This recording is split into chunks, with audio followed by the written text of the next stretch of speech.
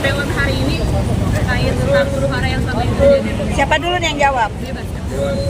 Aku Puas banget. Jadi kita lebih tahu apa yang boleh kita lakukan, apa yang tidak boleh kita lakukan, apa yang melanggar, apa yang tidak melanggar. Nah itu aja. Dr. Richard, puas? Saya pikir ini suatu gebrakan yang luar biasa ya, apalagi ini dilakukan dari 100 hari kerja Ketua BPOM yang baru. Saya puas sekali sih, ini salah satu langkah transparansi awal BPOM yang luar biasa. Saya juga kemarin sudah memutuskan untuk berhenti mereview skincare abal-abal, bukan mereview semua skincare ya. Skincare saya sendiri ya, apakah saya harus berhenti review ya, atau skincare yang aman kenapa harus saya berhenti review. Tapi skincare berbahaya, saya pikir saya tidak berhak untuk melakukan review tersebut. Dan ketika saya lihat Ketua BPOM yang baru, ini suatu langkah awal yang luar biasa dan saya ikhlas untuk berhenti untuk pensiun untuk review karena BPOM-nya sudah luar biasa sekali. Tadi momen haru Dr. Richard minta maaf dan mengembalikan bahwa tupoksinya balik lagi ke BPOM. Setelah sebelumnya 7 tahun Dr. Richard pionir nge-review skincare yang mungkin berbahaya, itu gimana sampai satu itu? Ya sekali lagi, saya sampai beberapa bulan terakhir saya masih berpikir apa yang saya lakukan itu benar ya, karena saya itu pengen kasih edukasi ke masyarakat, pengen kasih tahu ke masyarakat yang mana yang benar, yang mana yang salah, dan cukup berhasil. Masyarakat itu cukup tahu skincare yang merkuri bagaimana, penyalahgunaan hidroquinone bagaimana. Harus 7 tahun kalian coba lihat, masyarakat itu tahu ini skincare abal-abal. Dulu nggak ada yang tahu. Orang tuh nggak ada yang tahu bahwa ini etiket biru abal-abal. Sekarang orang sudah tahu semuanya. Tapi sekali lagi setelah saya renungkan karena banyak huru-hara yang terjadi, ternyata ini bukan tugas saya. Ini adalah tugas BPOM. Dan ketika tugas saya diambil oleh orang lain, ditiru oleh orang lain, dan tidak sesuai dengan tupoksinya, akhirnya huru-hara seperti ini yang terjadi. Mohon maaf ya, kalian boleh lihat. Yang dulu jualan skincare abal-abal, ini tanpa menyinggung siapapun ya. Yang dulu jualan skincare abal-abal, sekarang apa kerjaannya? Nge-review skincare abal-abal.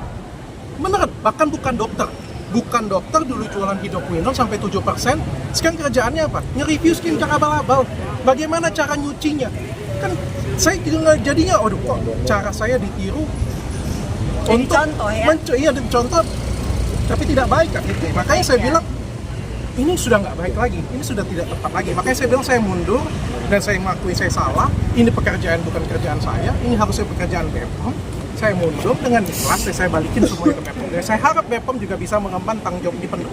Berarti dengan banyaknya oknum yang meniru Dr. Richard tidak menutup kemungkinan bahwa mereview skincare adalah menjadi ladang cuan. Bukan review skincare jadi ladang cuan.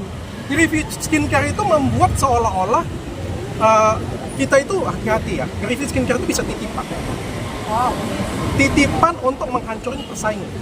Misalnya nih ya, satu ya, ada pesaing kita yang gede banget di daerah ini, itu kita bisa hancurkan dari kita review loh, kita mencari kesalahannya. Dan itu sangat, menurut saya tidak terafiliasi dengan siapapun dan saya selama 7 tahun tidak membela siapapun. Tapi di sini saya pengen tegak lurus. Tapi hal itu benar adanya terjadi. Bahwa ada titipan, ada namanya teman, ada namanya. Saya tidak menjurus ke satu orang ya, karena kan ada banyak yang mereview seperti ini punya. Dan sekali lagi menurut saya ini tidak pantas, sudah tidak jelas lagi siapa review siapa. Yang lebih lucu lagi yang review itu dulunya jualan skincare abal-abal. Saya keluar dari sini, saya balikin semuanya ke BPOM. Dokter, tadi sempat juga Kepala BPOM menyinggung soal transparansi dan juga skincare overclaim. Menurut pendapat dokter sendiri seperti apa mungkin ketanggapan dari Kepala BPOM tadi mengeluarkan statement soal transparansi dan juga skincare overclaim itu seperti apa dokter? Selama ini yang bermasalah dari BPOM sebenarnya semua peraturannya sudah bagus, cuma komunikasinya ke masyarakat yang mungkin kurang ya. Saya nggak ada aturan saya, 7 tahun saya kasih edukasi, saya tidak pernah membuat aturan saya. Yang saya bacakan itu adalah aturan BPOM, artinya aturannya sudah bagus, tapi di masyarakat kurang baik nyampainya, cuma itu doang. Yang lain menurut saya sudah bagus banget. Nah ketika kita ada dialog terbuka seperti ini, menurut saya itu langkah awal transparansi yang luar biasa dari BPOM. Menurut saya itu sudah sebagai pelaku usaha skincare, apakah nanti akan di produk-produknya juga akan melakukan transparansi juga nih dokter sebagai pelaku skincare gitu untuk mempercayai ke konsumen bahwa ini tuh ternyata produknya tuh nggak overclaim atau mungkin ada transparansi di situ gitu. Bagi saya produk yang overclaim itu harus diteliti lebih lanjut dan menurut saya itu adalah tugas dan tanggung jawab BPOM. Mohon maaf ya, saya ngomong di sini berdasarkan keilmuan ya. Yang pertama, lab yang periksa itu benar atau tidak. Jangan sampai lab yang periksanya tidak benar, tidak terakreditasi dan masyarakat sudah huru-hara, sudah percaya. Yang kedua, belinya di tempat yang benar atau enggak. Jangan beli di tempat yang enggak benar terus diklaim ke brand kita, itu kan jadi salah. Saya pun jadi reviewer, Itu sangat berhati-hati sekali. Dan yang paling pas untuk mereview ini semua, BPOM kalau beli itu pasti di tempat platform resmi. Yang kedua, BPOM kalau menemukan kekurangan kesalahan, BPOM selalu mengajak diskusi dua arah. Benar. Apa ini kurangnya? Kenapa seperti ini? Ditanya loh. Jadi ditanyain, sekali lagi saya nggak bilang siapapun ya. Ditanyain, dan ini kan tidak dua arah. Review pribadi ini kan tendensius dan tidak dua arah. Makanya saya bilang, satu-satunya yang berhak untuk pemeriksaan adalah BPOM. Satu-satunya yang berhak nangkap maling adalah polisi.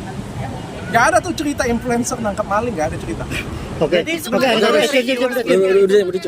tentang dunia perskincarean atau mungkin nggak asing lagi, gimana melihat Bu Laras? Saya di pihak netral ya. Kita berdiri di Gedung Merah Putih. Saya demi bangsa. Pertama-tama saya mengucapkan apresiasi terhadap adik saya nih, ya, Dr. Richard, karena sebaik-baiknya orang yang baik itu adalah orang yang mengakui kesalahan. Dan kesalahannya itu disampaikan langsung di depan BPOM, karena memang tugasnya BPOM, depan umum, di depan umum ya. Bagus, keren. Kedua, acara ini itu sangat menarik ya, dan saya rasa ini harus diumumkan oleh teman-teman media semua. Jangan masyarakat terprovokasi oleh oknum-oknum yang sering mereview tanpa aturan. Seperti Bapak BPOM tadi katakan bahwa sesuai undang-undang yang berhak dan memeriksa dan mengumumkan itu adalah badan BPOM. Itu ya. Oke, Kak Fitri tadi sebelum datang soal pemerasan tadi ada indikasi Rabu lalu katanya ada laporan aduan ke BPOM. Saya izin, saya pulang, ada podcast lagi. Sekali lagi saya profesional, tidak terafiliasi dengan pihak mana. Oke. Kalau pemerasan nanti pamit ya. pihak Bapak kepolisian aja nanti yang menjelaskan nanti. Ada atau tidak itu aja. ada?